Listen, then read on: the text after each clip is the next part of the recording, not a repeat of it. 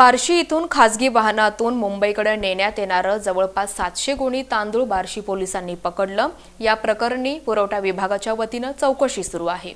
बुधवारी सायंकाळी खासगी वाहनातून तसंच खासगी ब्रँड असलेल्या गोण्यातून हा 700 गोणी तांदूळ मुंबईकडे नेला जात होता। पोलिसांना या वाहनाचा संशय आल्यानं हे वाहन पोलिसांनी बुधवारी 15 मे रोजी चौकशीसाठी ताब्यात घेतलं होतं। यामध्ये तांदूळ होता, त्याची चौकशी दिवसभर सुरू होती।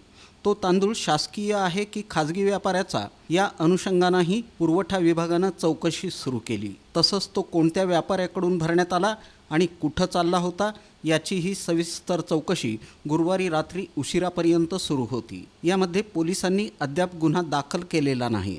लवकरच या प्रकरणाचा अहवाल वरिष्ठांना देण्यात येणार असल्याची माहिती पुरवठा शाखेच्या वतीनं देण्यात आली। त्यानंतर हा तांदूळ नेमका कुणाचा हे स्पष्ट होणार आहे।